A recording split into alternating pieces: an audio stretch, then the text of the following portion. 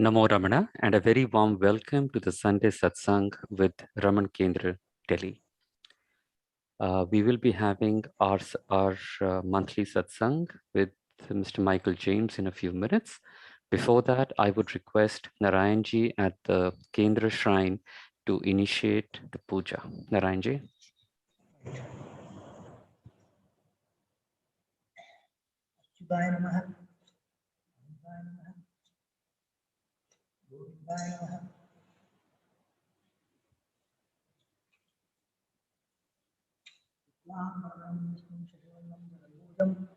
प्रसन्नवदनं ध्याये सर्वविघ्नोपशान्तये अयमुक्तसमुत्सर्गोऽस्तु मान्दोनो अयमुक्तसमुत्सर्गोऽस्तु तदेव लग्नं सदिनं तदेव ताराबलं चन्द्रबलं तदेव विद्याबलं देवबलं तदेव लक्ष्मीपतिं स्मरामि ॐ ॐ भुव ॐ शुभ ॐ महत् ॐ तनो ॐ तव ॐ सत्यं ॐ तत्सोदर्ववाण्यं भर्गोदेवस्य धीमहि धियो यो न प्रचोदयात् ॐ आवधूतमृतं गुरुस्वराम् नमोपाथ समस्त दुर्दर्श द्वारा श्री परमेश्वर कीर्तितं करिष्यमाणस्य कर्मणः निर्विघ्नं प्रसन्नचित्तमातो विघ्नेन करिष्ये विक्रियां तुलसी सुतरं चन्द्रमोदेवदा विपीतिया दुर्गा लोला देवतं विष्णुनाथदा त्वं देवी पवित्रं गुरुदासदम् आगमार्थं तु देवानां करुणार्थं तु रक्षार्थं अन्धारवं परम्यादौ देवमानदानम्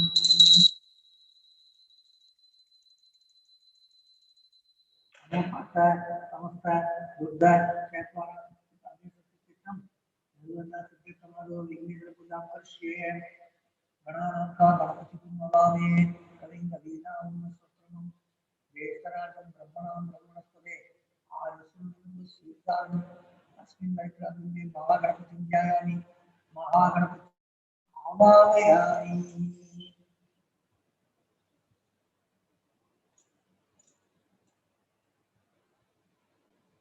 महागणपतिये नमः समर्पयामि ओम महागणपतिये नमः समर्पयामि ओम महागणपतिये नमः पाद्यं समर्पयामि ओम महागणपतिये नमः पुण्यं समर्पयामि ओम महागणपतिये नमः उपचारविष्टानं समर्पयामि ओम महागणपतिये नमः शरणं समर्पयामि ओम महागणपतिये नमः वस्त्रदातं अक्षतां समर्पयामि ओम महागणपतिये नमः समर्पयामि ओम महागणपतिये नमः गन्धाधारयामि समर्पयामि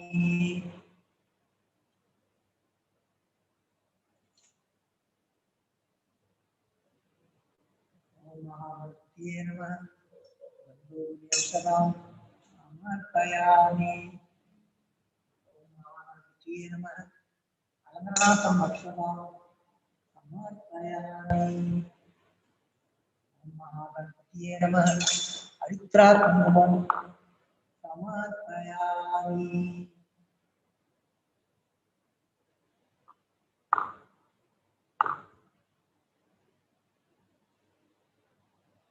ओम महागणपतिये नमः पुष्पै पूजयामि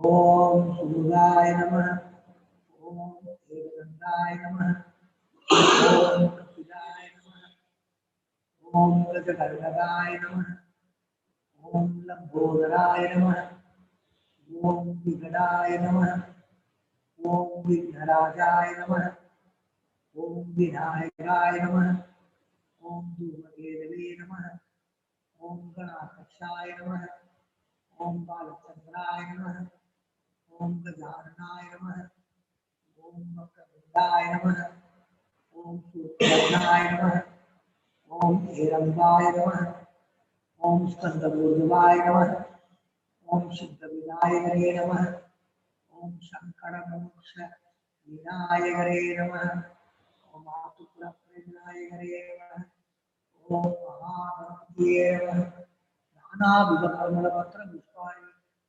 समर्पयामि धूपार्थं समर्पयामि।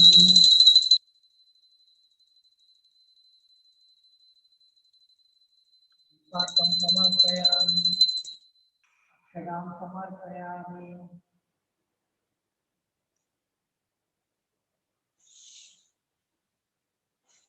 ओम भूर्भुवस्सुः तत्सवितुर्वरेण्यं भर्गो देवस्य धीमहि धियो यो न प्रचोदयात्। देवसंगतिसो सत्यं दर्शनं प्रसन्नामि। अमृतं स्वाहा प्राणाय स्वाहा आवाहनाय स्वाहा ज्ञानाय स्वाहा अनुदानाय स्वाहा समानाय स्वाहा गुरुणे स्वाहा। महागणपतिये नमः। महागणपतिये नमः। महागणपतिये नमः। पण्डं निर्जीवं समर्पयामि। मध्ये मध्ये पानीयं समर्पयामि। अमृतोत्थानं समर्पयामि। कर्पूरं समर्पयामि।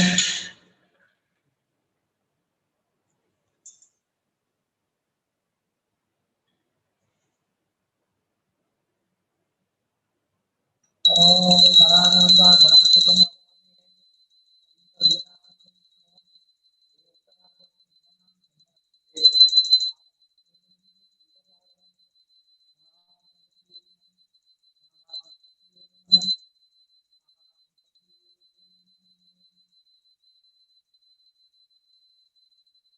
पूरं समर्पयामि। नीराजनं समर्पयामि। नीराजनं ब्रह्मास्मदीयं समर्पयामि। ओम समाने स्वाहा गुरुणे स्वाहा। महागणपतिये नमः। महागणपतिये नमः।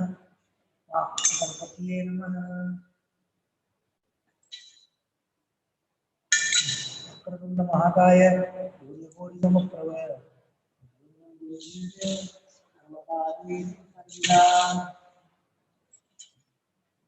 सर्वदा प्रणामी। ओम ओम ओम ओम ओम जन ओम नमः।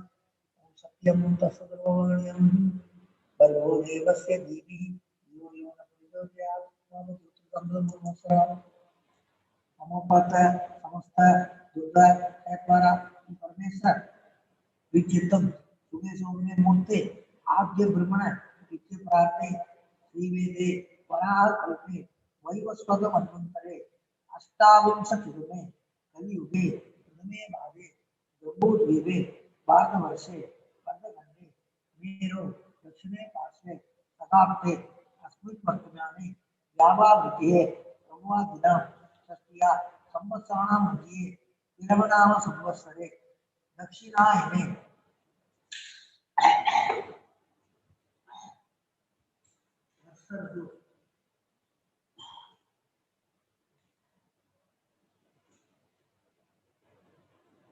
कन्नी मासे शुक्ल पक्षे पंचमी तिथियां सुकृतो भानुवासर युक्तायां अनुराधा नक्षत्र युक्तायां शुभ नक्षत्र शुभ योग शुभ गणना एवं गुण विशेषण विशिष्टायां अस्यां पंचमी तिथियां सुकृतो मम जन्म वापस जन्म प्रति एतन पर्यन्तं मध्ये अम्बावदानं सर्वेषां भावानां सत्य अवनोनार्थम् अस्माहं सहकुर्माणं क्षेम सत्यय वीर्य विजय आयुरारोग्य ऐश्वर्याम् अभिवृद्धिं समस्त कामयत्तं समस्त दुर्दोषाभयार्थं महान रमणवर्षीय प्रसादेन रमणवैराग्य सिद्ध्यर्थं रमणवर्षीय पूजां करिष्ये तदङ्गं कलश पूजां च करिष्ये।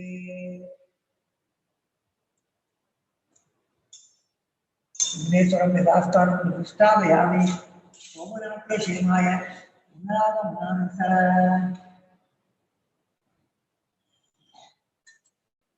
कलशस्य मुखे विष्णुकण्ठे रुद्रसमाधित मूले तत्र सिद्धो ब्रह्मा मातृपुणे संवृता कुशपुंसाकरा सर्वे सद्गुणा वसुधा विद्वेदो इन्द्रवेदो स्वामिनो प्रवत्रमण गंगे सैन्य सैन्य गोदावरी सरस्वती नर्मदे सिद्धुदानेरी गिरीशं सन्नि सद्गुरु अंगे सेता सर्वे गंगाधु समाधित आया तदेव पूजार्थं दुर्दर्शकारका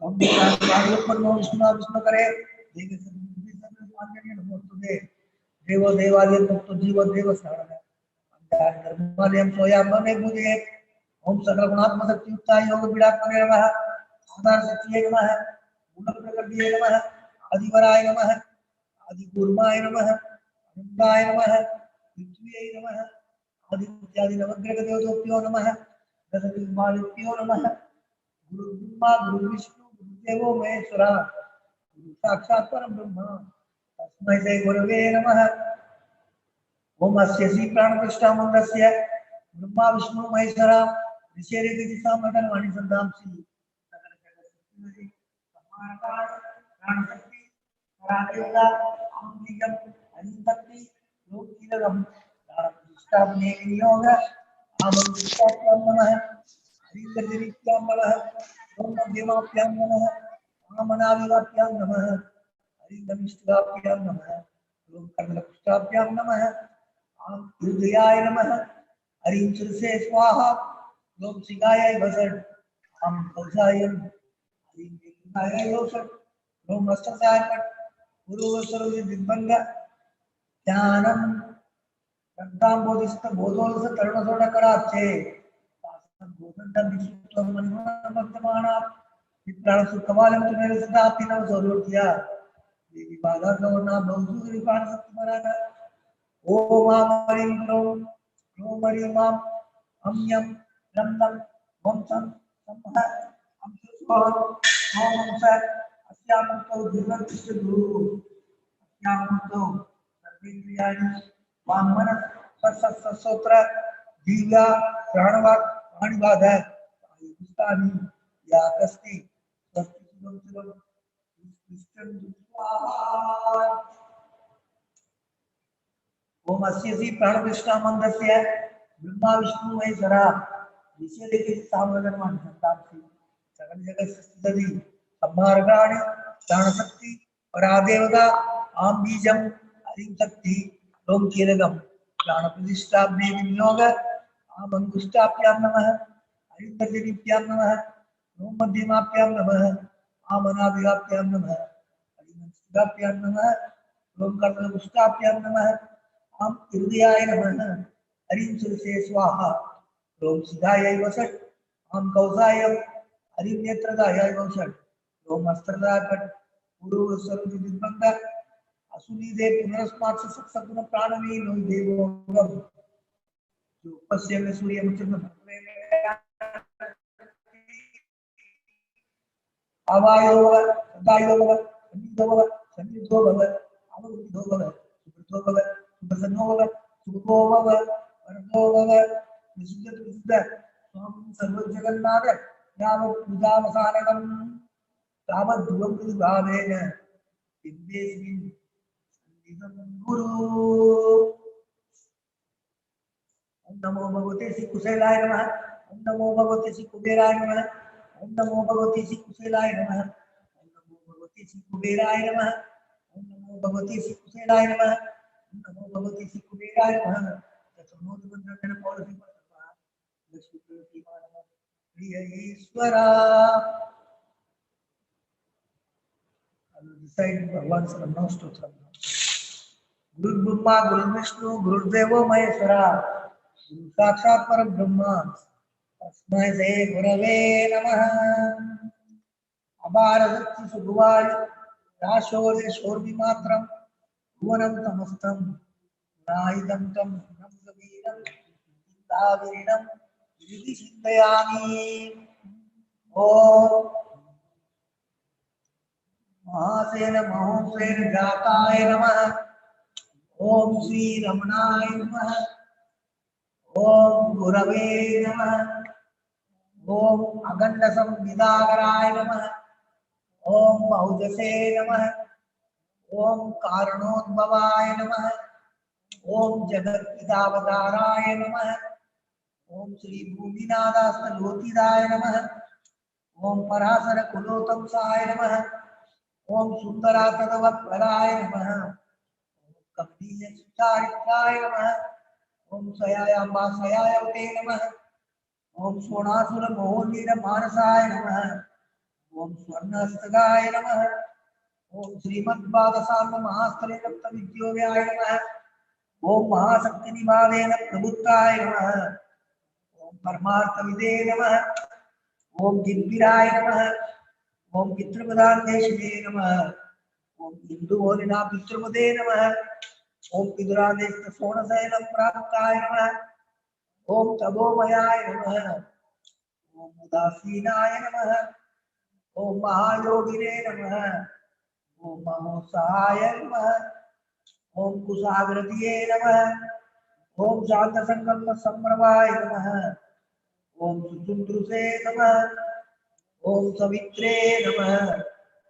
ओम स्थिराय नमः। ओम तमस्सविद सर्वंगाय नमः। ओम उल्लाभूत विलोचनाय नमः। ओम चंद्रिकादिदाश्री पंडिताय भंडराय नमः। ओम सुरभाट्यापमासीनाय नमः।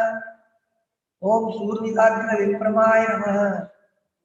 ओम वेद वेदांत तत्पज्ञाय नमः। ओम त्रिपुत्रने नमः। ओम त्रिगुणाधिकाय नमः। ओम विरूपाक्ष भुवावासाय नमः। ओम विराजनसराजुये नमः। ओम उच्चित नयनाय नमः। ओम पूर्णाय नमः। ओम रसिदासन तांडवाय नमः। ओम गंभीराय नमः। ओम परमाचार्याय नमः। ओम सुप्रसन्नाय नमः। ओम अभयप्रदाय नमः। ओम दक्षिणास्यनिवाय नमः। ओम वीराय नमः। ओम दक्षिणाभिमुखाय नमः। ओम स्वराजे नमः। ओम महर्षिये नमः। ओम भगवते नमः। ओम ईत्याय नमः। ओम भूम विद्या विशारदाय नमः। ओम विमलाय नमः। ओम दीर्घदर्शने नमः। ओम आप्ताय नमः। ओम रुजुमार्ग प्रदर्शकाय नमः। ओम समत्से नमः। ओम सत्यत्रुसे नमः। ओम सत्याय नमः। ओम प्रशांताय नमः। ओम अमित विक्रमाय नमः। ओम सुकुमाराय नमः। ओम सदानंदाय नमः। ओम मृदुवासिने नमः। ओम दयानुवाय नमः। ओम श्री सोनार्थ युद्धूत स्कंदासन निवेदनाय नमः। ओम सत्दर्शनोदेष्टने नमः। ओम सद्भक्त वृद्ध परिवृदाय नमः। ओम गणेश मुनि प्रीत्ये सेवितां सरोरुवाय नमः। ओम गीतोपदेश सारादि वृंद संचिन्न संचयाय नमः। ओम वर्णासमदाय नमः। ओम रसज्ञाय नमः। ओम संवद्याय नमः। ओम आत्मवदे नमः। ओम सर्वावताराणाम् आराध्याय नमः। ओम सर्वसद्गुरुवे नमः। ओम आत्मारामाय नमः। ओम महाभागाय नमः। ओम मातृमुक्तिविदायकाय नमः। ओम विरदाय नमः। ओम विरुदाय नमः। ओम विप्राय नमः। ओम रुद्राय नमः। ओम बाबगोद्वराय नमः। ओम दर्शनात्मने नमः। ओम मौनेन स्वात्मबोधकाय नमः। ओम नित्यानि दर्शानित्याय नमः। ओम प्रणात्मन्दभूतकाय नमः। ओम मन्दस्मिरशब्दात्मवे नमः। ओम संसारानन्दतारकाय नमः। ओम सोणाभीष्टरे नमः। ओम आत्मविद्याप्रकाशकाय नमः। ओम अभिच्युत निज प्रज्ञाय नमः। ओम नैसर्गिक महातपसे नमः। ओम कमंडलधराय नमः। ओम सुब्रगौरीनमसनाय नमः। ओम भुवाय नमः। ओम दंडमाणिये नमः। ओम कृपापूर्णाय नमः। ओम पवरोगपिशंकराय नमः। ओम स्कंदाय नमः। ओम देवदमाय नमः। ओम अमर्तयाय नमः। ओम सेनानिये नमः। ओम पुरुषोत्तमाय नमः। ओम पुरुषोत्तमाय नमः। ओम पुरुषोत्तमाय नमः। ओम नमो भगवते श्री अरुणाचल श्री रमणाय नमः। अरुणाचल श्री रमणाय नमः। ओम नमो भगवते श्री अरुणाचल श्री रमणाय नमः। ओम नमो भगवते श्री अरुणाचल श्री रमणाय नमः। ओम नमो भगवते श्री कात्याय नमः। ओम नमो भगवते श्री मुरुगाय नमः। ओम नमो भगवते श्री वल्ली देवाने नमः। ओम नमो भगवते श्री सुब्रमण्याय नमः। ओम नमो भगवते श्री स्वामीनाथने नमः। ओम नमो भगवते श्री दक्षिणामूर्तये नमः। ओम नमो भगवते श्री नटराजने नमः। ओम नमो भगवते श्री भैरवरे नमः। ओम नमो भगवते श्री नंदीमहेश्वराय नमः। ओम नमो भगवते श्री पार्वतीये नमः। हरि ओम हरि ओम हरि ओम। सुंदरम त्रिगुणाकारं त्रिनेत्रसक्रियायुधं त्रिजन्म पाप संहारं एकबिल्वं शिवार्पणम्।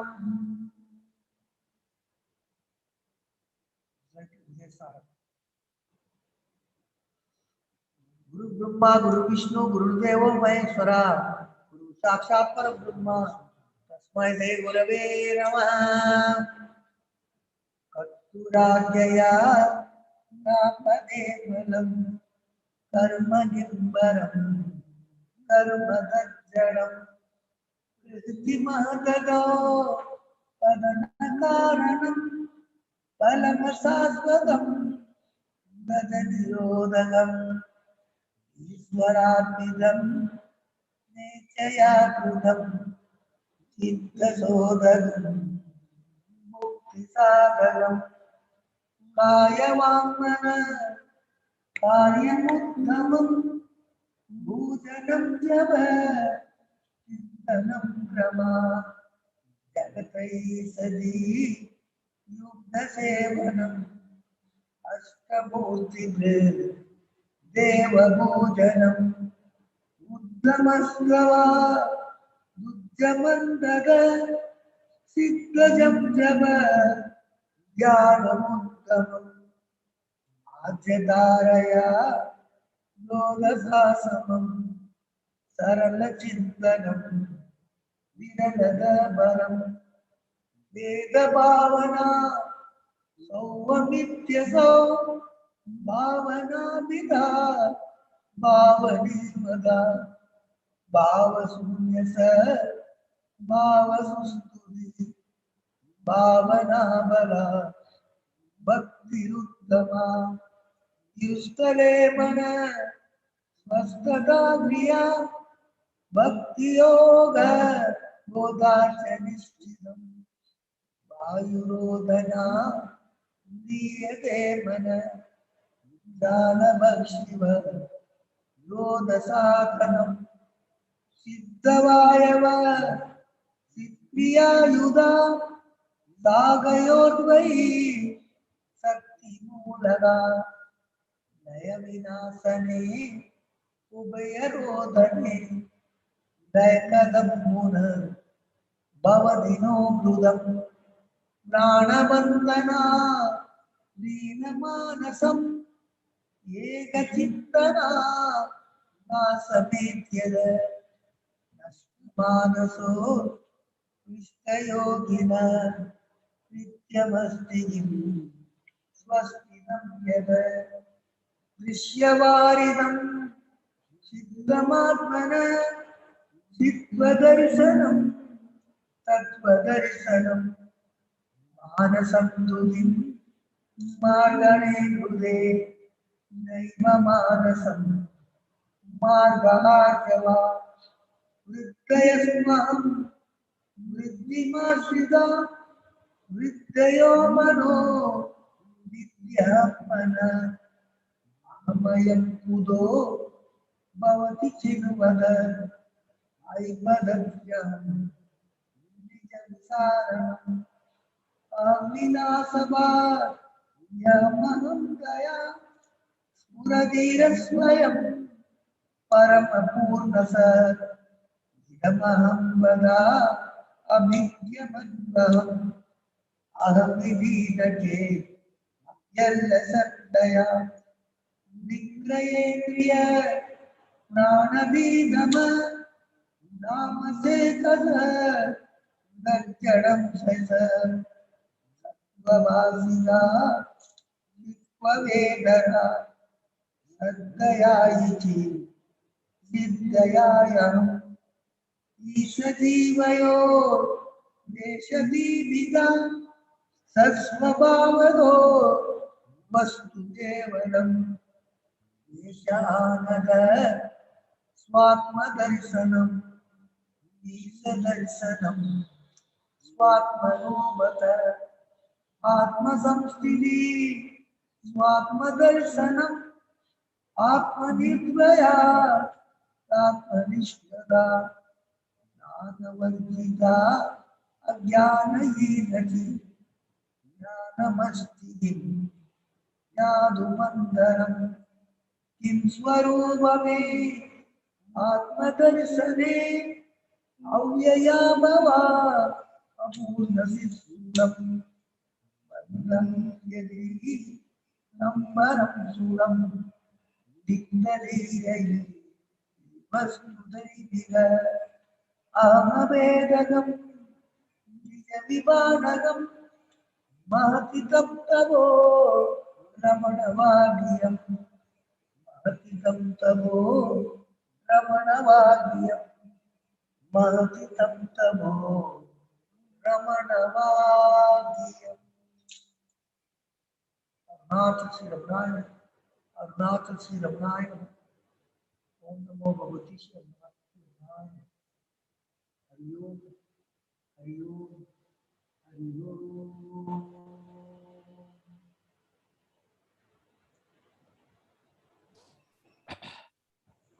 Narayanji, thank you so much. Namo Ramana. A warm welcome to all the devotees joining through either Zoom or YouTube for the Sunday Satsang. We have with us Mr. Michael James. Yes, now we have him with us on the spotlight. It feels quite awkward for me to still introduce him. This is his 12th, which means it's our first anniversary of Mr. James' first Sunday talk with Raman Kendra devotees. But I'm still conscious that there are new people joining in. In fact, someone wrote to me this morning saying, I'm going to wake up in US only to listen to this talk. So please send me the link. So I will still introduce Mr. James. Mr. James started his spiritual journey at Tiruvannamalai during his visit to India in 1976, where he stayed for over 20 years.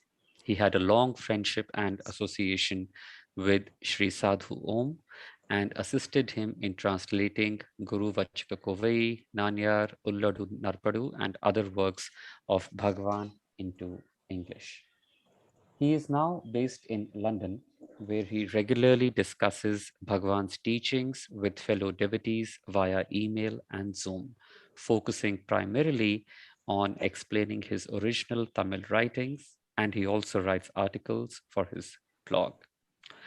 Mr. James regularly addresses devotees of Raman Kendra, Delhi every second Sunday of the month. So, handing over to you now. Namaskaram. Om Namo Bhagavate Sri Arunachala Ramanaya. Today I've got various questions. The first question I've been asked to answer is was asked by TV Murali. The question is, as per Ramana's teachings, what is the meaning of the word parecha? How does this affect the seeker? Please explain with a practical example for a spiritual seeker. The word parecha means para icha. Para in this context means other. In other words, other people. And icha is will. So parecha is according to the will of others. Bhagavan very seldom used this word. He referred to it in a few places. It's been recorded in one place in talks and in a few places in letters from Sri Ramanashram. In all the contexts where Bhagavan is recorded using this word, it is talking about the prarabdha of the jnani. So the first thing we need to understand is that according to Bhagavan, for the jnani, there is actually no prarabdha. This he makes clear in in verse 33 of Uluddunapadu. What he says in verse 33 of Uluddunapadu is saying that Sanchita and Agamya do not adhere to Vijnani, but Prarabdha does remain, is a reply said to the questions of others. Just as any of the wives do not remain unwidowed when the husband has died, no, but when the doer has died, all three karmas cease to exist. This echoes what Bhagavan says in verse 38 of Uluddunapadu, in which he says, if we are the doer of actions, that is what he said in Tamil, Vinay Mudal Namayan, Vilepayan Tupom. If we are the doer of action, we will experience the resulting fruit. Vinay Mudal A Indru Vinavi Tanne Arya. When one knows oneself by investigating who is the doer of action, Katrutvam Poi, doership will depart, Karmum Mundrum Karalam, all the three karmas will slip off. Nittama Muktinile. This is the state of liberation which is eternal.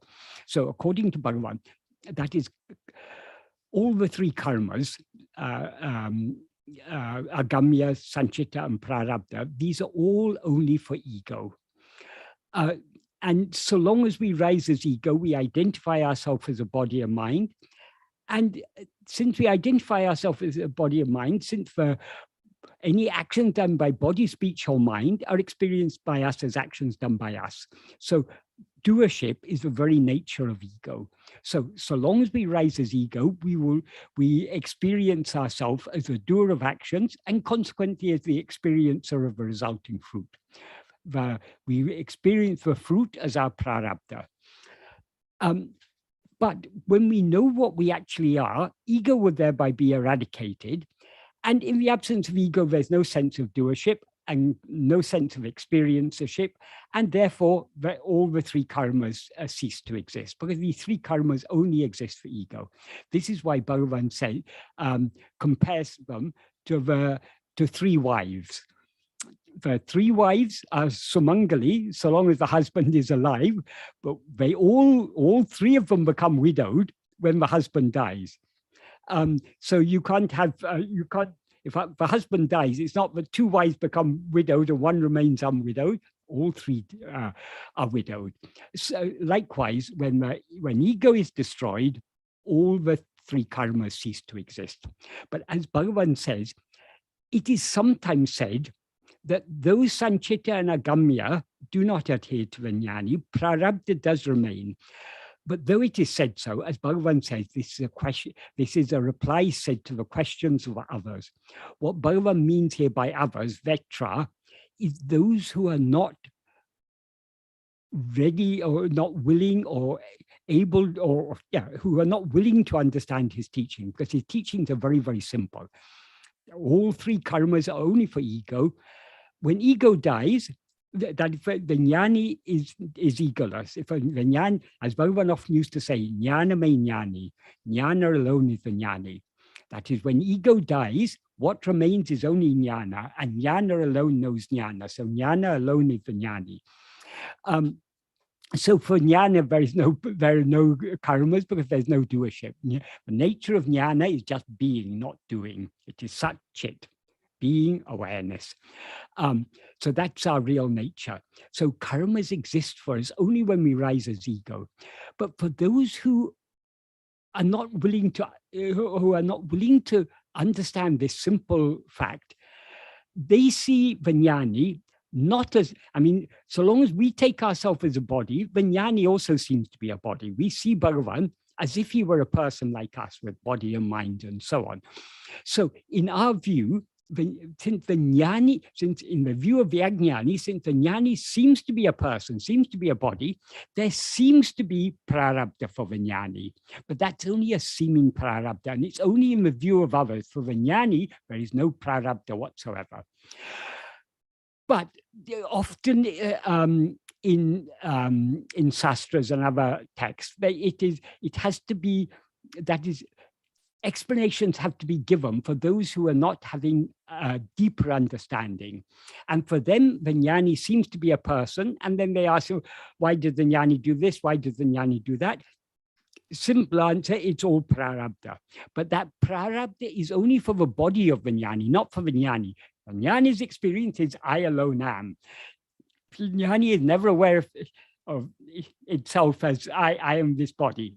So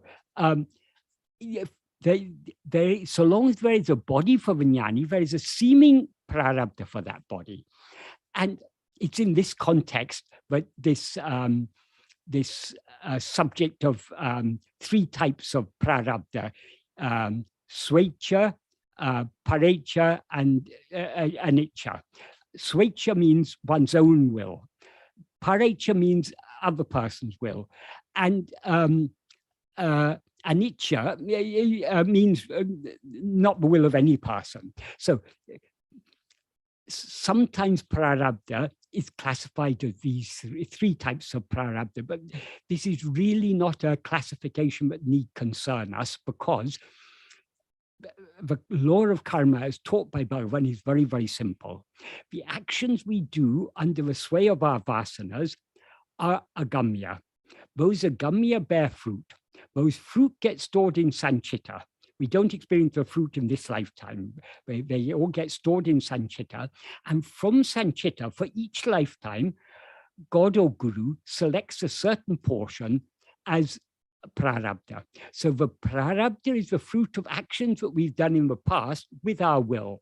So according to this, classifying prarabdha as swecha, parecha, and anicca it's irrelevant. It's really not useful, because ultimately, whatever prarabdha we experience is the fruit of our own actions that we did by our own will. But the context in which this classification is usually made, and the context in which all the places where it's recorded that Bhagavan used this term parecha, it was with respect to the seeming prarabdha of the jnani. In talks, as I say, there's just one reference. The reference in talks is not at all clear. I mean, what is recorded here, it's obviously not a complete recording of what Bhagavan said. That is, someone asked Bhagavan a question. This is in talk section 385 on the 6th of April, 1937. Some person, Mr. Venkata Rao, asked Bhagavan, should we not learn the jnani's ways and imitate them? And Bhagavan is recorded as replying, it's of no use. Vasanas are of four kinds. Then he tells about four kinds of vasanas, which are related to four classifications of different types of jnani. But again, this is all related to the outward appearance. Jnana is one and indivisible. So there are no four different types of jnani, but it seems so according to the outward mode of life of a jnani. So he gives an explanation about that. And then he says their fruit. In this context, their fruits implies the fruits of the vasanas. But it's not, the prarabdha is not the fruits of vasanas. It is the fruits of the actions that we've done under the sway of our vasanas. So only in very, usually we don't refer to prarabdha as the fruit, we refer to it as karma pala, the fruit of action. Those actions that we did under the sway of our vasanas. So in that sense, we can say the vasanas, they're the fruit of vasanas, but that's not how it's usually expressed. And I think, as I say, this is not, what has been recorded here is not the full explanation given by Bhagavan. But anyway, it was recorded here that Bhagavan said, their fruits are reaped in three ways: of our own will, swecha, by others' will, parecha, and involuntarily, anicca. That's all that's said about it in talks. In letters from Sri Ramana is given in a bit more detail.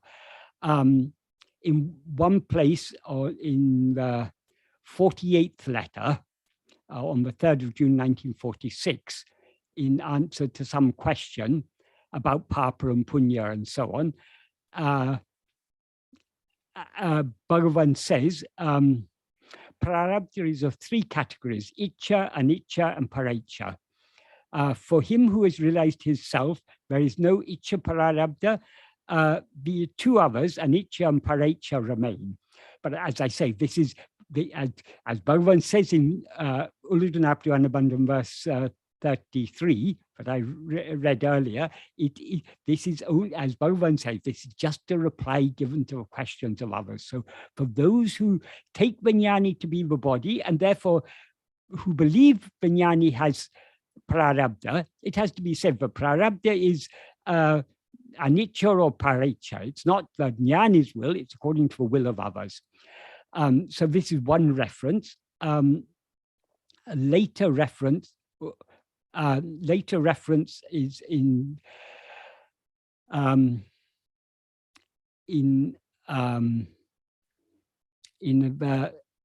letter 116 on the 17th of May 1947. Bhagavan was asked a question. Swami, you said yesterday that a jnani will perform such actions as are ordained according to his prarabdha, but it is said that jnanis have no prarabdha at all. And Bhagavan replied, how did they get this body if they have no prarabdha? How do they perform the various actions? The actions of the jnanis themselves are called prarabdhas. It is stated that there is prarabdha from Brahma right up to Sadashiva and the avatars of Rama and Krishna and others also. And then he quotes Bhagavad Gita, chapter 4, verse 8, in which it is said, Krishna says, for the protection of the good and for the destruction of the evildoers, for the sake of firmly establishing Dharma, I am born from age to age.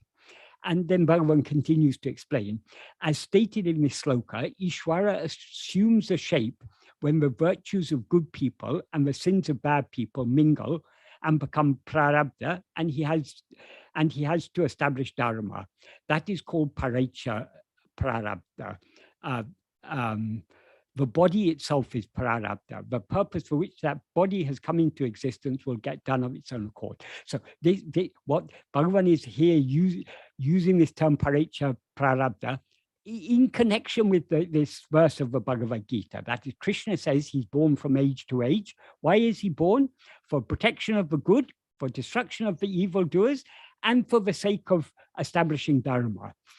So who wants the good to be protected? Who wants the evildoers to be destroyed? Who wants dharma to be established? It's the good people. So God is born in answer to the prayers of good people who want righteousness in this world. That is the implication. So the seeming prarabdha of Vijnani is parecha prarabdha. In other words, why?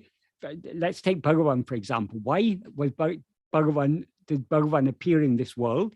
He appeared in answer to our prayers because we were struggling in this samsara, in this bondage.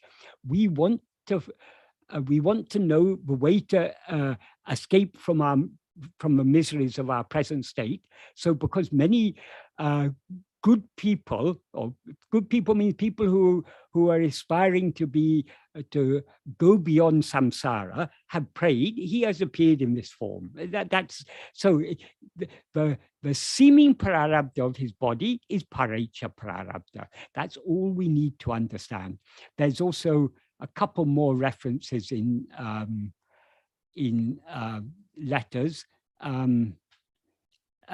Someone asked in one point, is it a fact that a jnani will not have any prarabdha except parecha? And Bhagavan more or less confirms that. That's not one that need concern us. And then again later on, again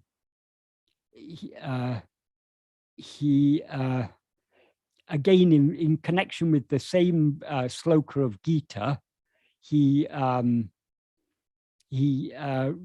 refers to parecha prarabdha. So Bhagavan talks about parecha prarabdha only when questions about the prarabdha of a jnani arise. But Bhagavan's deeper teaching For Vijnani, there is no prarabdha at all. It's only if we take Vijnani to be the body that there seems to be a prarabdha for that jnani.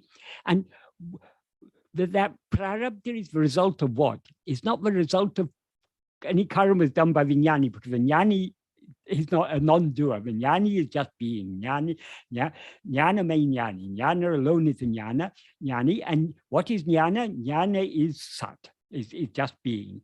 So for Vijnani, as Bhagavan says in the 15th paragraph of Nana, but there he's talking about, in the 15th paragraph of Nana, he's talking about Ishwara. But what he says about Ishwara is equally applicable to Vijnani. But the Vijnani is Sankalpa, what does he say? Sankalpa Rahita. He's beyond. He's devoid of sankalpas, and therefore devoid of karma. Oh yeah, that's what he says here. Sorry, the bit I was trying to refer to is this one. He says about God, Oru karmamum avare otadu. Not even a single karma attaches itself to him.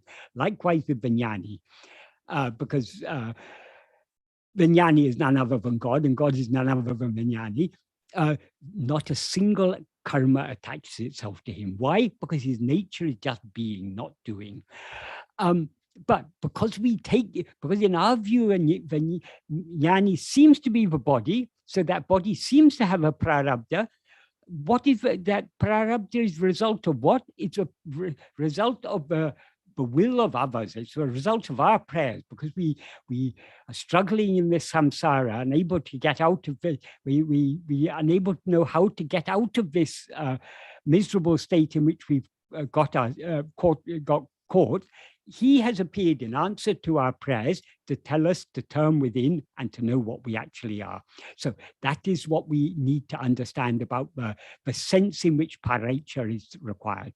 Whatever prarabdha Bhagavan seems to have, he took this name and form, that Arunachala Shiva himself appeared in the form of Bhagavan Ramana in answer to our prayers, because Arunachala is always teaching in silence. But we are unable to understand that silent teaching of Arunachala. So it was necessary in answer to our prayers, for Arunachala to appear in the form of Bhagavan Ramana to tell us in words what he's always teaching us in silence, namely, Tirambiyaham, turning within, Tanei Dinamaha Kankan, see yourself daily and constantly with the inner eye. Terium, it will be known. Endranaya Naranacha. Bhagavan sings in verse 44 of Arunachaksharam. That is what Arunachala taught Bhagavan in silence, and Bhagavan teaches us in words. Turn within, see yourself, and you will know the truth. And when you know the truth, the ego will be destroyed and all three karmas will come to an end. So I hope that adequately answered that question about paraicha. This is the only question that remained from the last meeting we had last month. But there are some other questions that I was sent by Dr. Anand, the ashram president, in December of last year, because at that time I gave a talk in connection with Bhagavan's Jayanti celebration, the international celebration of Bhagavan Jayanti at that time. I actually talked about uniqueness of Bhagavan teachings, so I didn't answer these questions. But anyway, he had sent me these questions in case I wanted to answer them. Ever since then, I've had in mind that I should try and answer these questions, but I've never had time to do so. So this is a good opportunity to answer some of them. So I'll begin to go through them one by one. The first question is, what is the significance of the heart center in Bhagavan's teachings? Is it fair to say that until one has had some experience, however vague, of the heart center, one cannot grasp the full import of Bhagavan's core teachings, the Hridaya Vidya? According to Bhagavan, heart means the center. Heart is, we ourselves are the heart. Heart is our real nature. Heart is nothing other than what we actually are is the heart. And it is that from which everything emerges and into which everything subsides. And it is that in which everything is contained. This is very clearly expressed by Bhagavan, for example, in the second verse of Arunachal Pancharatnam. In the Sanskrit version, Bhagavan sings, Tvai Arunachala Sarvam, Bhutva Stitva Praliname Tachitram, Hyam Hridi Aham Iti Atmataya, Nityasi Boste Vadanti Hridayam Nama. That means, in you, Arunachala, all this picture comes into existence, is sustained and is destroyed. As you yourself dance in the heart as I, as oneself, you dance in the heart as I. For you, they say the name is heart. And he said the same in Tamil in a slightly more expanded way. In Tamil, he says, Chittirama mikdellam semalaye nimbale, uttidamai nindre odungidamal, nityamum, na nendride na dittiduva yalumpe, tanidem endriduva tam. That means Red Hill, he addresses Arunachala as Red Hill, all this, meaning the entire world appearance, which is a picture, it's a mental picture, it's a mental fabrication, just like in a dream we see a world, but this world we see in the waking stage is just like the world we see in the dream. It's just a mental fabrication, a mental picture. So all this arises, stands, and subsides only in you. Since you dance eternally in the heart as I, they say your name is heart, your name itself is heart. That is Arunachala. When Bhagavan says you dance eternally in the heart as I, when he says in the heart, there he's referring to heart as in the center of our existence. He dances as I. Since he is I, he is himself the heart, that is, there is no heart other than I. So here Bhagavan clearly implies that what he means by the term heart is that which is always shining within us as I. What is shining within us as I? That is the heart, that is Arunachala, that is our Atma Swarupa, our own real nature, that is Brahman, whatever we want to call it. But that is what Bhagavan means by the word heart. However, in some contexts, Bhagavan referred to a place 2 digits to the right from the center of the chest at the heart. But we need to understand the context in which this happened. That is, when Bhagavan used the word heart, he's talking not about any place in time or space. He's talking about the very center of everything, the center in which everything is included. In other words, our own real nature. What he refers to in this verse as Arunachala. But some people who can't help but think in terms of a body, people whose minds are much soaked in ideas picked up from yoga and so on, they question Bhagavan. This heart you talk about, is this the same as the Anahata chakra? So Bhagavan said, no, it is not the Anahata chakra. Then they said, if it's not the Anahata chakra, then where in the body is it? Bhagavan then sometimes explained that relative to this body, the point in this body that seems to be the center of our self-experience is 2 digits to the right from the center of the chest. And Bhagavan illustrated this with some examples. He said, for example, if you ask some school children who can do this sum correctly, if a boy is able to do the sum, he won't point to his head and say, I can do the sum correctly. He'll point to his chest and say, I can do the sum correctly. Or if you ask the children who's willing to run to the shop to fetch the newspaper, one boy may stand up and say, I'll run and fetch it. But where does he point? He doesn't point at his legs that are going to do the running. He points at his chest. So for all of us, when we refer to ourselves, we point at our chest, just to the right, because this is relative to this body. This is where we feel ourselves to be centered. And all emotions, we refer to emotions as emotions coming from the heart, but it's not referring to blood pumping vessel on the left-hand side of the chest. It's actually referring to this point 2 digits to right from the center of the chest. And we can observe this at other times. Supposing you suddenly hear a loud sound, you're walking down the street, for example, and suddenly a car honks its horn just behind you, or suddenly some drumming, very loud drumming stuff happens, or there's a sudden explosion nearby. We feel a shock. If you observe at that time, you will find a sensation 2 digits to right from the center of the chest. We can also occasionally find this when we turn our attention within. We may also sometimes feel a sensation there. That is because that is the point in the body from which everything spreads, from which relative to the body only. But so sometimes Bhagavan said, the point in the body from which the awareness eye begins to spread is that point 2 digits to the center, to the right from the center of the chest. And he said the Sushumna Nadi, which is usually said to go up from the heart to the head, to the Sahasrara, sorry, go from the Muladhara, from the base of the spine, up to the head, the Sahasrara. Bhagavan says it doesn't stop there. Bhagavan says it's like a question mark. It comes down to this point 2 digits to right from the center of the chest, because when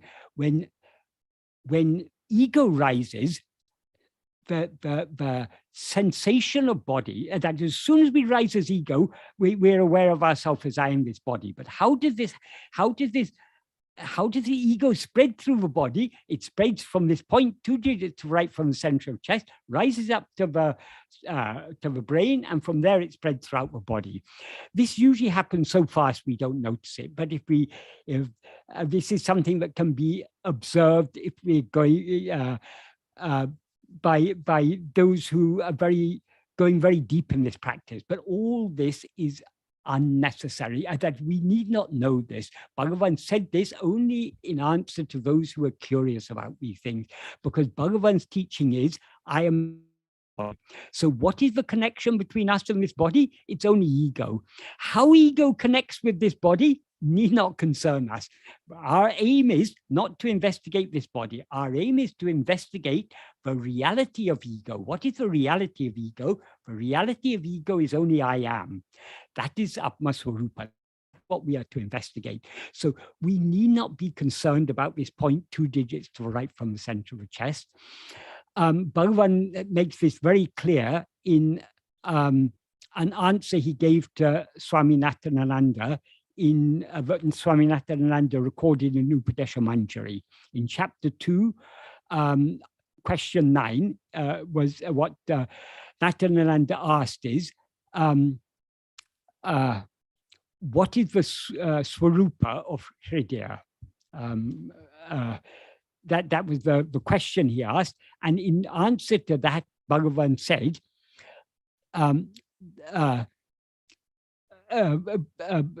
what Bhagavan said, though texts that describe the Hridaya heart say, and then he quotes 2 verses of Uludhanaptu Anubandham, which he translated from, that's verses 18 and 19 of Uludhanaptu Anubandham, which he translated from a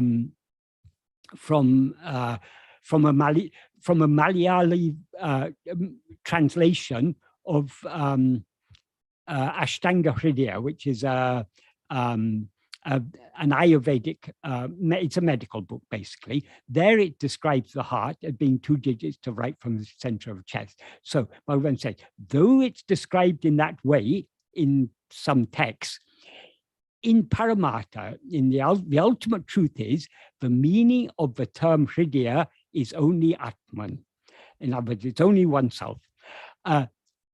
Since it is distinguished by the lakshanas, the marks or characteristics called Sat, Chit, Ananda, existence, awareness, happiness, Nitya, eternal, Purna, fullness, differences such as inside and outside and below and above do not belong to it. In what place all thoughts cease, that motionless place alone is called the state of Atman, oneself. when one abides experiencing its swarupa, its real nature as it is, there is no place there for investigations such as whether it is either inside or outside the body.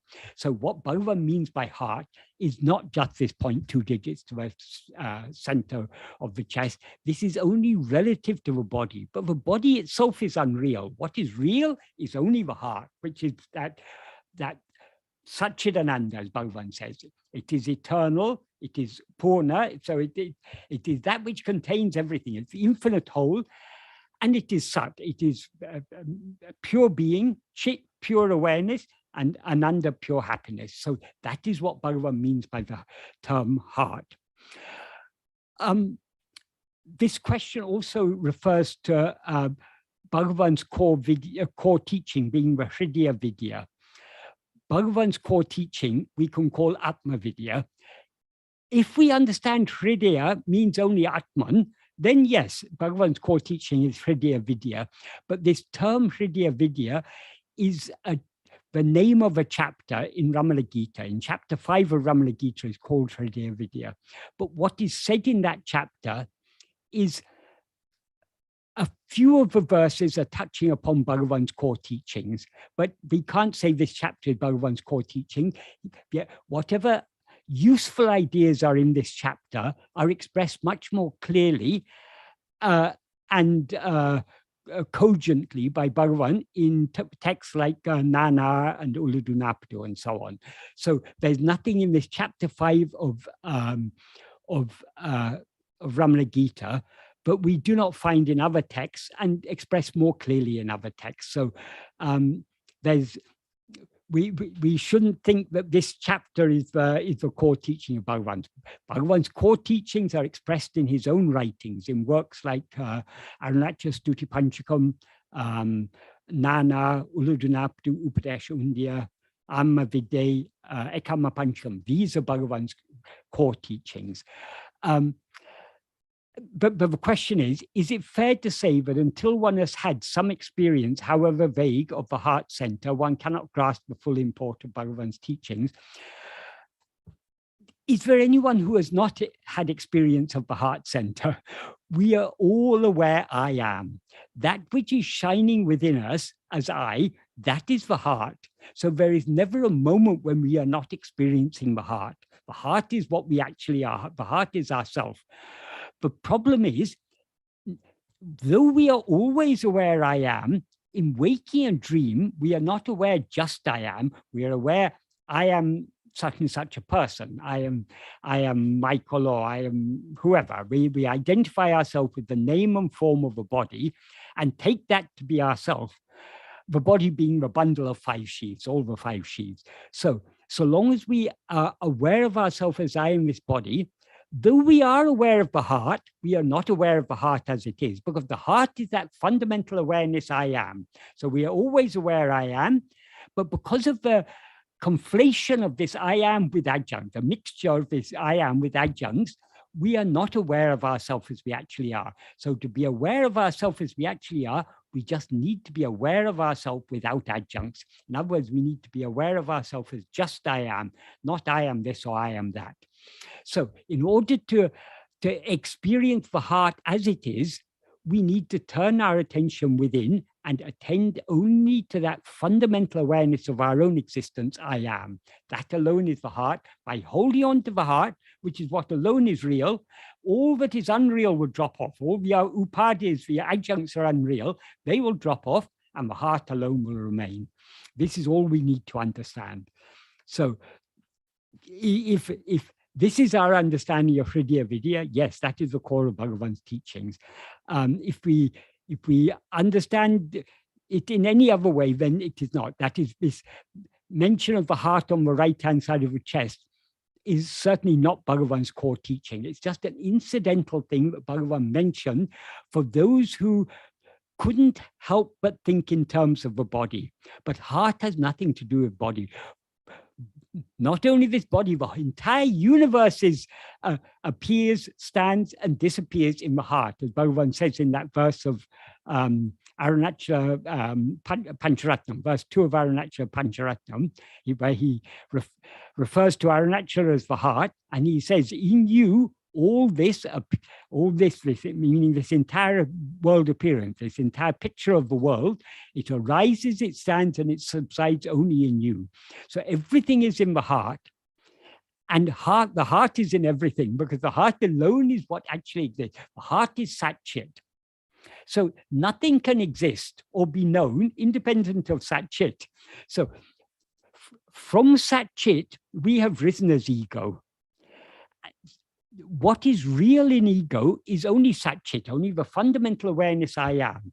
But when we rise as ego, we are aware of ourselves as I am this body. And it's only when we're aware of ourselves as I am this body that we're consequently aware of everything else. So everything else appears only in the view of ego.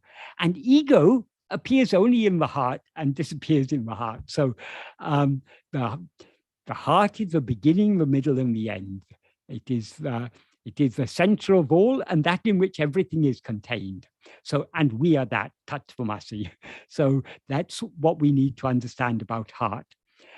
The next question I was asked was, how does it feel when the mind sinks in the heart? I know the scriptures say it's hard to describe, but are there words that could come close to express the feeling? So long as there is any feeling, so long as we are aware of anything other than ourselves, the mind isn't sinking in the heart. But we all experience the mind sinking in the heart every day when we fall asleep, because what happens when we fall asleep? The mind sinks in the heart.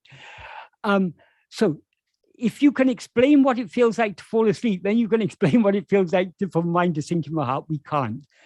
Why? Because when the mind here means ego. When the ego subsides back into its source, everything else, which appears only in the view of ego, will subside along with it.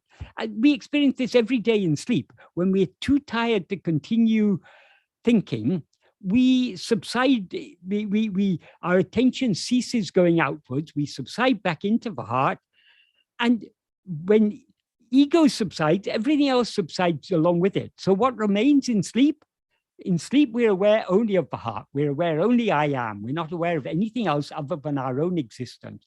So what we experience in sleep, that is the heart. The subsidence of the mind in sleep is the mind sinking in the heart. The problem with sleep is, it is manolaya, not manonasa. It's a temporary dissolution of mind. As Bhagavan says in verse 13 of Upadeshundya, dissolution of mind is of two kinds, laya and nasa. What is dissolved in laya will rise again. If its form dies in nasa, it will not rise again. So our aim is not the temporary subsidence of mind, not the mind sinking in the heart on temporarily, but the mind sinking in the heart permanently. In order for the mind to sink in the heart permanently, we need that is, what is the nature of the mind? When we use the term, generally when Bhagavan's talking about mind, he's generally referring to the first thought I, because as he said, of all the thoughts that constitute the mind, the first thought, the root thought, is this thought called I. Because the difference between the thought called I and all other thoughts are jada. Whereas the thought called I, namely ego, is a mixture of chit and jada, it's chit jada granti. So but it's the thought called I is the only thought that is endowed with awareness. So it's only in the view of ego, the thought called I, that all other thoughts seem to exist. So what the mind essentially is only ego, as Bhagavan says in verse 18 of Upadeshundya.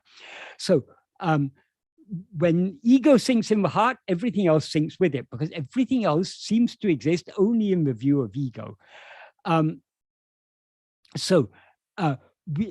order to bring about a permanent dissolution of mind, a permanent dissolution of ego, we need to know what we actually are. Why is that? Because ego is nothing but a false awareness of ourself. That is, as ego, we are always aware of ourself as I am this body, and we're consequently aware of the appearance of other things. This is not what we actually are. What we actually are is just that pure awareness, that fundamental awareness I am. So in order to eradicate ego, since ego is a false awareness of ourself, it can be eradicated only by a correct awareness of ourself. If we see a rope and mistake it to be a snake, the only way to kill that snake, to get rid of that snake, is to see what it actually is. If we look at it very carefully, we say, oh, it's just a rope. Then the snake is thereby removed. The snake is no longer a problem. There never was a snake there. Likewise with ego or mind. We seem to be ego only so long as we're not looking at ourselves. So long as we're attending to other things, we seem to be ego. But when we look at ourselves, ego will subside and dissolve back into its source. And if we look at ourselves so keenly that we thereby become aware, we thereby cease to be aware of everything else and remain aware of ourself alone, that is the state of pure awareness. And as soon as we as ego experience ourselves as pure awareness, we cease to be ego and remain as pure awareness. That is manonasa, the destruction of the mind. So that is what we need to know. That's what we need. That's our aim. It's not the temporary dissolution of mind, but the permanent dissolution of mind. Temporary dissolution of mind is very pleasant. It's very nice every night when we fall asleep. We are relieved for a few hours of all this turmoil of waking and dream. But it's not a permanent solution because we rise again and again. We will continue rising until we know what we actually are. When we know what we actually are, by investigating ourselves, by turning our attention within and trying to attend only to ourselves, we will continue rising. So we need to in order to put a permanent end to the ego, we need to know what we actually are. When ego sinks into the heart, nothing new is experienced. That is, the question here is, I'm asked to express the feeling. It's not a feeling. That is, when everything drops off, when all other knowledge, all other awareness of anything other than ourselves drops off, that is the sinking of the mind in the heart. What then remains is just what we are always aware of, which is that pure awareness I am. But though we are always aware of this fundamental awareness I am, we're not aware of it generally in its pure condition because we are currently aware of it mixed and conflated with adjuncts. So if you want to know what it feels like for mind to sink in the heart, turn your attention within. To the extent to which we attend to ego, it will subside back into the heart. So, but we will find when the mind sinks in the heart, but it is not anything new that is experienced. All things that appear and disappear drop off, and what alone always remains, what alone always exists, alone remains. It is like, what does it feel like when the now pictures are being projected on the cinema screen? What does it feel like when the pictures cease being projected on the screen? So long as the pictures are being projected on the screen, we are fascinated by the pictures and we overlook the screen. When the picture's no longer projected on the screen, we see the screen alone. It may seem as if there's a screen there, as if it's newly appeared, but it hasn't newly appeared. It was always there. That's why Bhagavan says in verse 30 of Uludunapadu, Bhagavan explains this very nicely. Nana ena manam ulnadi ullum nanave.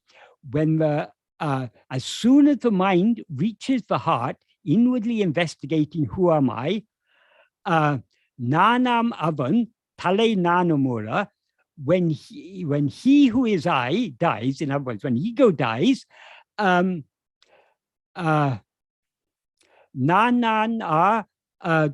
tondrum ondru tanaha. one thing appears spontaneously as I am I. And then he says in the next sentence, tondrinum, though it appears, nanandru, it is not I, meaning it's not ego. Porol pundrum adu, tanam porol. It is the entire substance. It is the purna vastu, pundra porol, tanam porol, the substance that is oneself. So that is the reality. So why does he say that it appears spontaneously as I am I?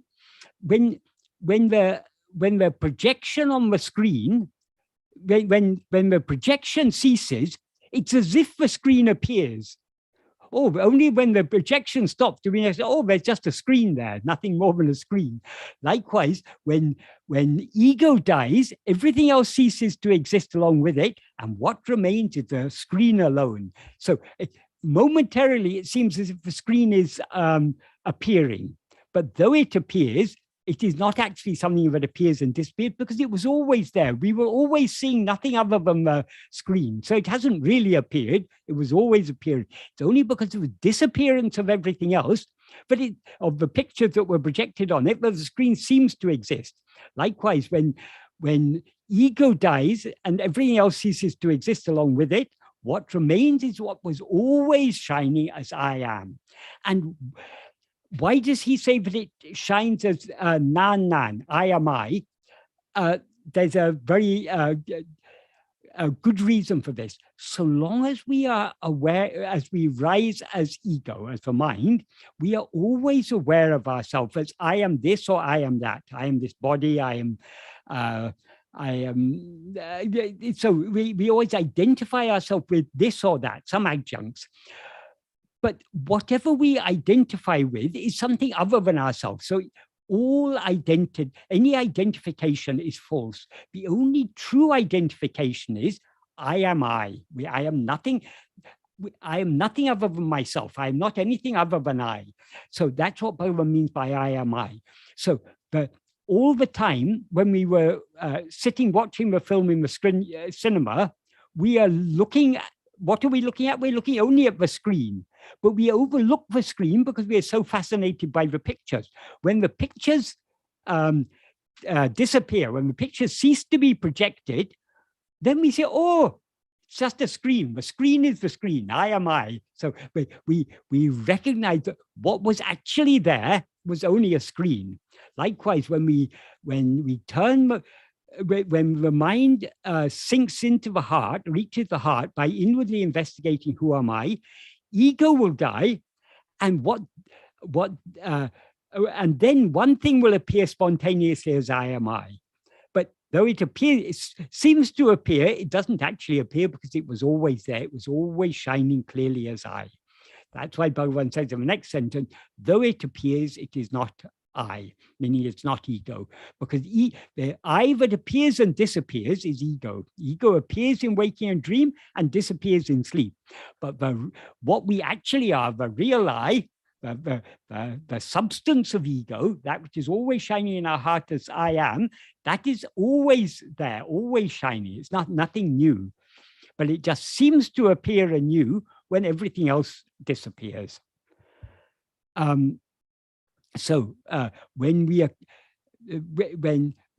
mind finally sinks in the heart, the final time, what it will feel like, we will recognize ourselves as we always actually were, and that is not anything new. That because we are always that. There's never a moment when we, as Bhagavan often said, jnana is not a new knowledge to be attained. We are always aware of ourselves.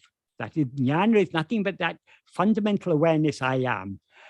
All that is necessary is not to know anything new, but to remove all the wrong knowledge. Knowledge of anything other than I am is false knowledge, is wrong knowledge. Remove the wrong knowledge, and then the true knowledge alone remains. How to remove the wrong knowledge? All the wrong knowledge appears only in the view of ego. So ego is the root of all wrong knowledge. It's a false knowledge, I am this body. Investigate ego to see what it actually is, And we will see us, but we are just that fundamental awareness I am.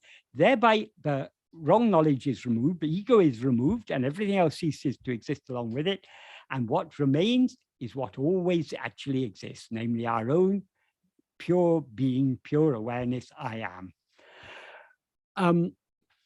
So I hope that adequately answers that question. The next question I was asked is, do you believe that it is Bhagavan who chooses his devotees? Yes, I think that's undoubtedly the case. We may feel that we have come to Bhagavan, but it's only out of his grace he has chosen us. But remember, Bhagavan is not something other than ourselves. Bhagavan is our own self. So his choosing us and our choosing him, we have now chosen him as our guru. We have chosen him because he has chosen us.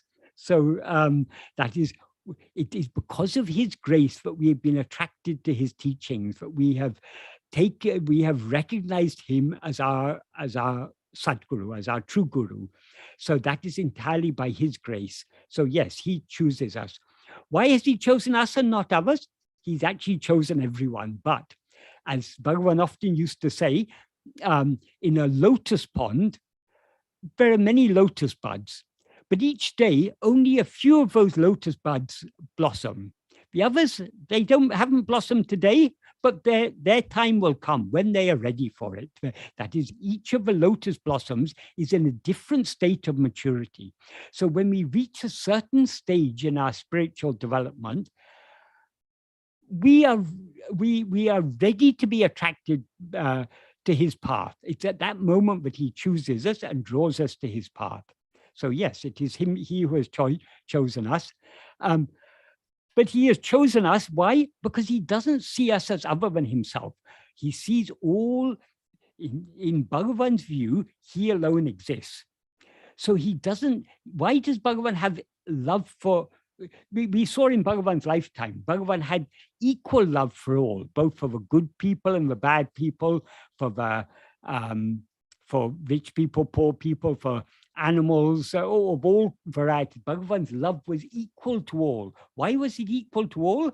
Because he loved everyone as himself. Why did he love everyone as himself? Because he saw everyone as himself. In his view, there's nothing other than himself. Whatever appears is nothing other than himself. So it's his very nature to choose us.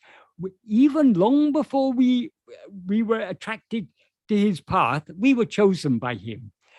But he has revealed himself to us in the form of Bhagavan Ramana only when we're ready to accept his teachings. So there's not a soul in this world. There's not a soul in all the multiple worlds. There's not a single soul who has not been chosen by him. But he will reveal himself to us. He will draw us to his path when we are ready. So I hope that adequately answers that question. I think I've got a few more. The next question is a very important one. How can we use the experience of deep sleep to gain a clearer understanding of Bhagavan's teachings? We all experience sleep every day, but considering our experience of sleep in the light of Bhagavan's teachings helps us to understand his teachings, and it also helps us to put his teachings into practice, most importantly. Because what is it, generally, the normal, if you ask most people about what they experience in sleep, they'll say, I don't experience anything, I'm not aware in sleep. But that is a superficial, because they haven't thought deeply about it. We all experience sleep. That is, we are all clearly aware of three states.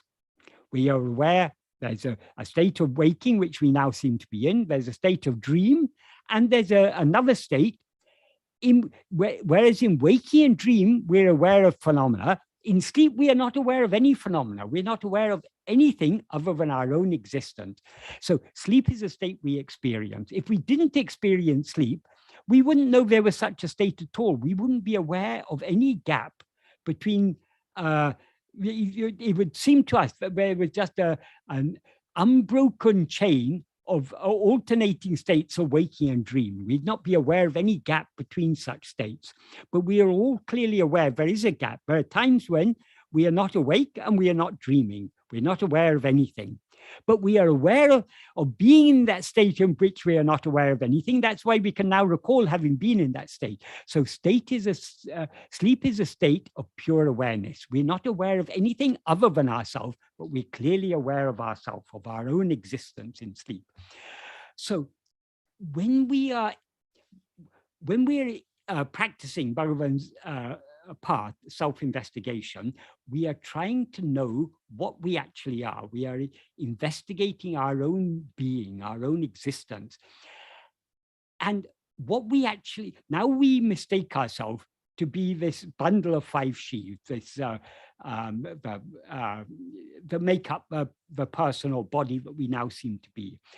But none of these things are actually ourselves. What we actually are is what alone remains in sleep, namely that fundamental awareness of our own existence, I am.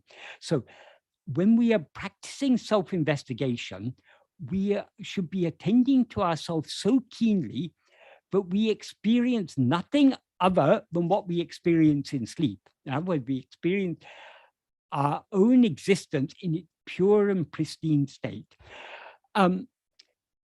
When practicing self-investigation, because of the strength of our Vishaya vasanas, we don't entirely let go of anything, of other things. So we still have a residual awareness of body and world and other things.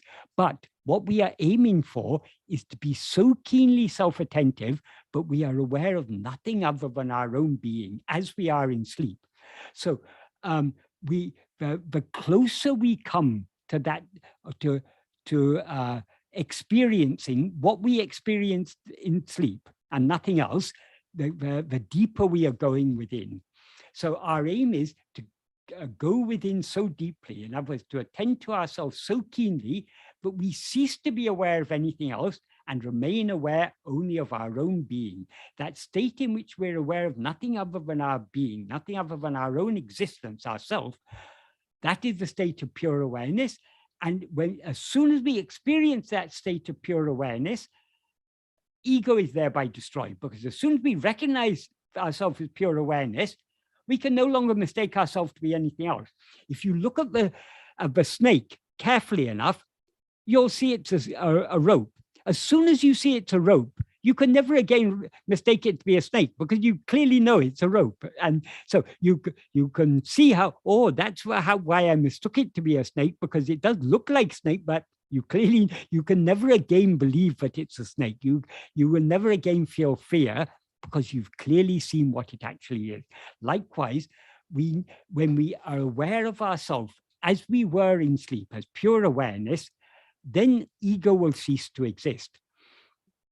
Then the question may arise, why then, since we experience that pure awareness every day in sleep, why does ego come again? Why isn't ego destroyed when we fall asleep?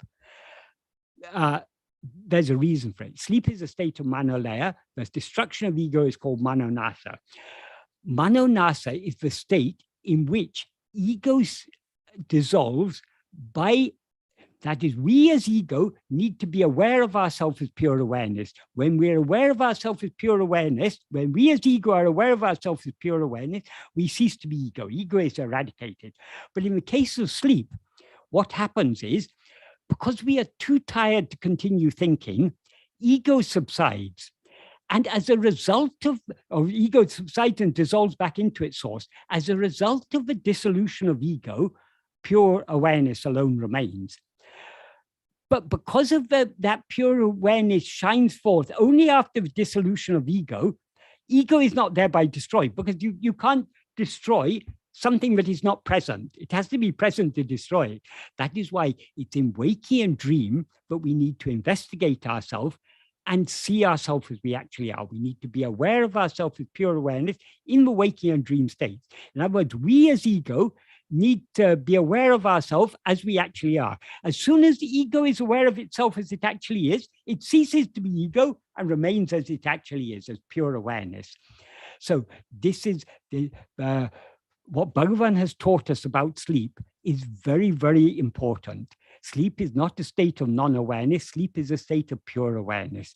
It's a state of clear awareness. Some people wrongly say, oh, Bhagavan said, but for Vijnani is awake in sleep. Vijnani is aware in sleep. Bhagavan didn't say Vijnani. For Vijnani, there are no three states. There's only that state of pure awareness.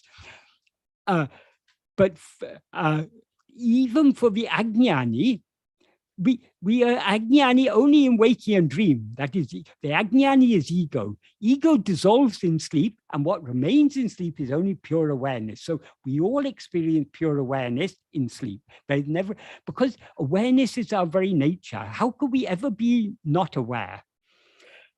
So according to Bhagavan, we are all aware in sleep. But because of our outward-looking attention in waking and dream, it seems to us that, oh, I didn't know anything in sleep. Yes, we didn't know anything in the sense we didn't know any phenomena, but we knew our own being. We were clearly aware of our own existence. That is all that is the only true awareness, is that awareness I am. That is what we always experience throughout all the three states. The problem now is not that we aren't aware I am. We're aware I am, but we're not just aware I am. We're aware I am so-and-so. So we need to remove that adjunct, which we can do only by experiencing ourselves as we actually are, namely as pure awareness, which is what we always experience in sleep. Om Namo Bhagavate Sri Arunachala Ramanaya.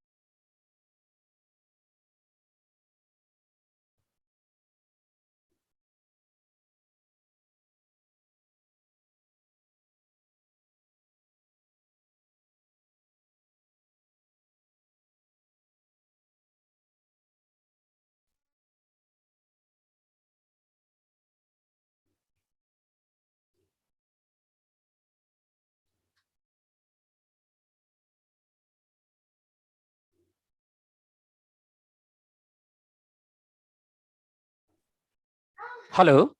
Hello, yes.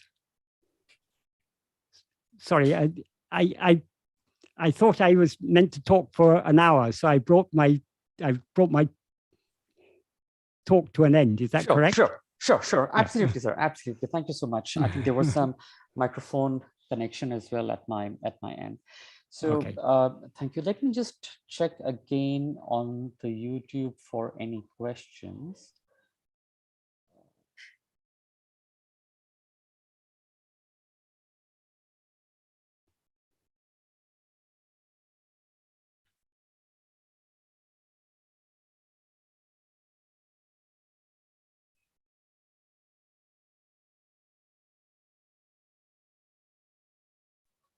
Yes, sir. I think that's about it. Narayanji, could I please request you? Recite 14 stanza of Akshara.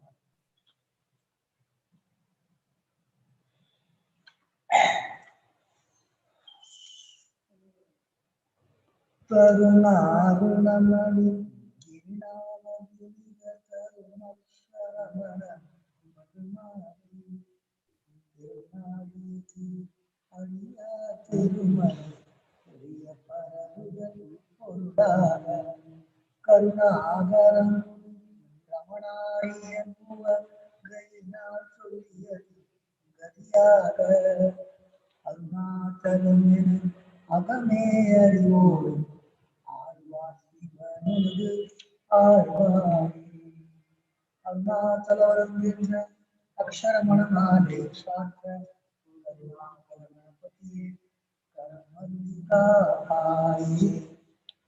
Arunachal Shiva Arunachal Shiva Arunachal Shiva Arunachala Arunachala Shiva Arunachala Shiva Arunachala Shiva Arunachala Arunachala Agame நினைப்பவர் அகமே வேறறுப்பார் அருணாச்சலா அழகு சுந்தரமும் அகமும் அமிதமாயிருப்போம் Arunachala Arunachala Shiva Arunachala Shiva Arunachala Shiva Arunachala Shiva Arunachala Shiva Arunachala Shiva Arunachala Agamugundirtu Agagugai Sirayai Amarvittaden Kol Arunachala ஆயனை ஆண்டனை அகற்றி அகிலப்படுத்திடும் அருணாச்சலம் அருணாச்சல சிவ அருணாச்சல சிவ அருணாச்சல சிவ அருணாச்சலா அருணாச்சல சிவ அருணாச்சல சிவ அருணாச்சல சிவ அருணாச்சலா இப்பழித்தப் புனையே நினைப்பித்தாய் இனியார் விடுவார் அருணாச்சலா ஈன்றிடும் மன்னையின் கிரிதரும் புரிவோய் இதுவோ உனகருள் அருணாச்சலா அருணாச்சல சிவ அருணாச்சல சிவ அருணாச்சல சிவ அருணாச்சலா அருணாச்சல சிவ அருணாச்சல சிவ அருணாச்சல சிவ அருணாச்சல உனையே மாற்றி ஓடாதுள்ளத்தின் மேல் உறுதியாயிருப்பார் அருணாச்சலா ஊற்றுக்கு குளம்பிடா உன்னை கண்டு அழகி உன்னழகை காட்டருணாச்சலா அருணாச்சல சிவ அருணாச்சல சிவ அருணாச்சல சிவ அருணாச்சலா அருணாச்சல சிவ அருணாச்சல சிவ அருணாச்சல சிவ அருணாச்சலா என்னை அழித்திப்போ என்னை கலவாவிடில் இதுவோ ஆண்மை அருணாச்சலா ஏனிந்த உறக்கம் என்னை பிறழ்க்க இது உனக்கழகோ அருணாச்சலா அருணாச்சல சிவ அருணாச்சல சிவ அருணாச்சல சிவ அருணாச்சலா அருணாச்சல சிவ அருணாச்சல சிவ அருணாச்சல சிவ அருணாச்சலா ஐம்புல கழ்வர் அகத்தினில் புகுவோர் அகத்தில் இல்லையோ அருணாச்சலா ஒருவன் நம்மை பொழித்தவர் வருவார்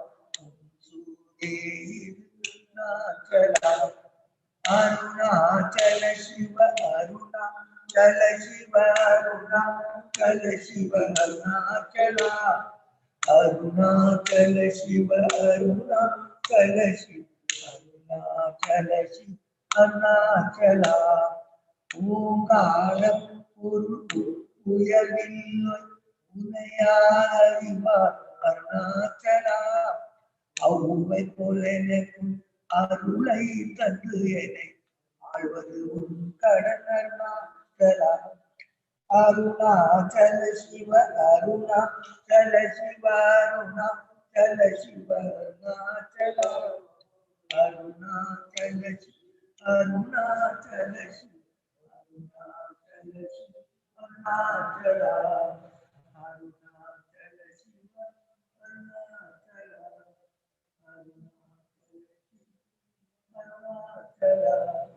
அருணாச்சலம் வாழி அம்பர்களும் வாழி அக்ஷரகுணமாலை வாழி வாழ்க ஸ்வயம் பிரகாசம் வாழ்க வாழ்கவே சூழ்க சுல்தான் சக்தி சூழ்க சூழ்கவே வாழ்க ஸ்வயம் பிரகாசம் வாழ்க வாழ்கவே சூழ்க சுல்தான் சக்தி சூழ்க சூழ்கவே ஏழுலக ஜீவன் முக்தி இன்பம் பொங்கவே ஏழுலக ஜீவன் முக்தி இன்பம் பொங்கவே இதயமாகும் இறைவனாகி எல்லாம் பொங்கவே இதயமாகும் இறைவனாகி எல்லாம் பொங்கவே பாழ்மனம் மகன் வாழ்வு பாழ்வு தொழிகவே பாழ்மனம் மகன் வாழ்வு பாழ்வு தொழிகவே பரமசச்சிதானந்தாத்ம பாழ்வு பரமசச்சிதானந்தாத்ம பாழ்வு வாழ்க சூயம் பிரகாசம் வாழ்க வாழ்கவே சூழ்க சுத்தாத்மசக்தி சூழ்க சூழ்கவே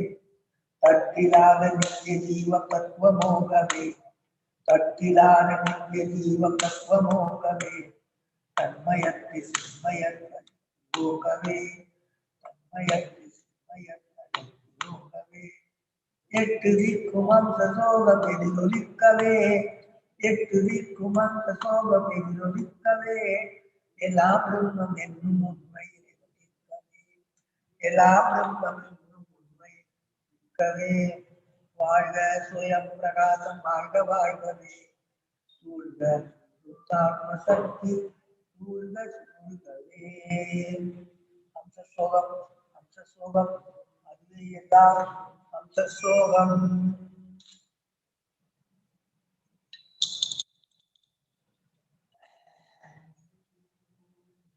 ஓம் பூர்வஸ்வ தத்சவிதுர்வரெண்யம் भर्गो देवस्य धीमहि धियो यो न प्रचोदयात् देव सवितुं सत्यं तदेव प्रसन्नामि त्वं स्वाहा ओम प्राणे स्वाहा ओम अपाने स्वाहा ओम ज्ञाने स्वाहा ओम उदाने स्वाहा ओम समाने स्वाहा ब्रह्मणे स्वाहा ओम नमो भगवते श्री अरुणाचल रमणाय नमः नमो भगवते श्री अरुणाचल रमणाय नमः नमो भगवते श्री अरुणाचल रमणाय नमः नैवेद्यं समर्पयामि दीपाञ्जलिं समर्पयामि तन्त्रां समर्पयामि नीराजनं समर्पयामि नीराजनानन्तरम् आस्मदीयं समर्पयामि ओम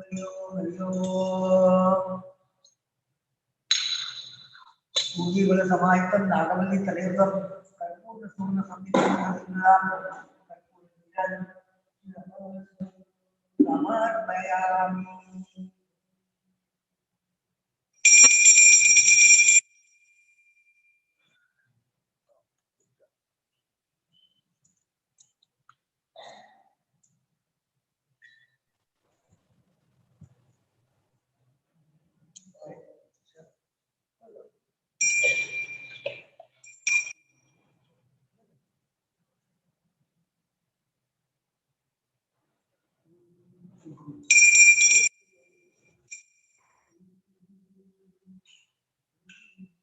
नमो भगवते श्री रमणाय नमः ओम नमो भगवते श्री रमणाय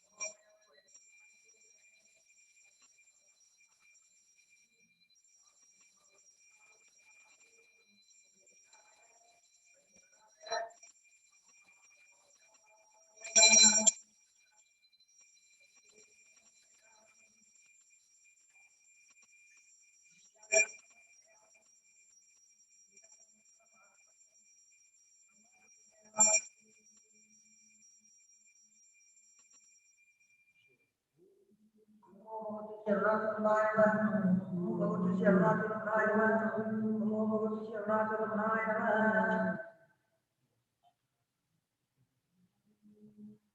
वा पुष्पं वेदा पुष्पवान् प्रजावान् तस्मात् बोधि चन्द्रमा वा पुष्पं पुष्पवान् प्रजावान् तस्मात् बोधि ओम तद्ब्रह्मा ओम तद्वायु ओम तदात्मा ओम तत्सत्यम ओम तत्सर्वम ओम तत्पुरोर्नमः अंगचर्ति भूदेश गुहायां विश्वमूर्तिषु स्वमेन्नतं प्रसन्नात्तं मित्रतं रुद्रतं विष्णुतं ब्रह्मं प्रजापति ओम तथा बोधुर्लोकं नगरणां प्रजयादने विद्यादेके अमृततु मानसु परेणाहं नित्यं गुहाय विद्यादेके सन्ति वेदांत विज्ञान के नित्यदाता संन्यास योगातले शुद्धत्वा ते ब्रह्मलोके तु परामकाले परामृता परिमुच्यन्ति सर्वे अरं विभावं परमे भूतं यत्कुण्डलीयं पुरमध्यसुतं तत्रादित्यरम कर्णं विदोवत् तद्विनिदं तद्वादित्यं यो वेदान्तौ सुरतो वेदान्तस्य प्रतिष्ठा तस्य प्रकृतिः तस्य परमेश्वरः मंत्रपुष्पं ब्रह्मर्षि समर्पयामि ब्रह्मर्षि काव्याय गुणावली देवानि समर्पयामि पार्वती समर्पयामि ओम तत्सत्परमस्तु हरि ओम हरि ओम हरि ओम ज्ञानी आनंद प्रभाव तारिदानि शक्ति जगत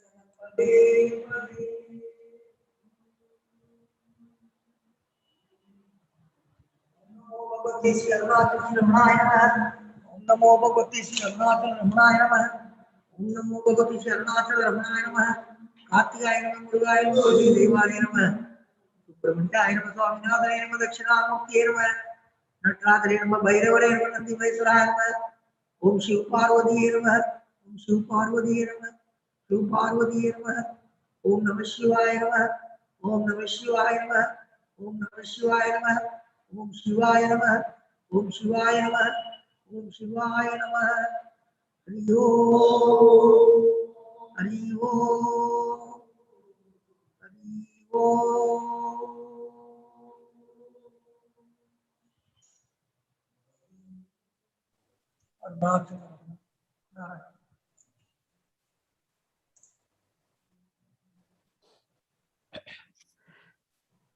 Namo Ramana.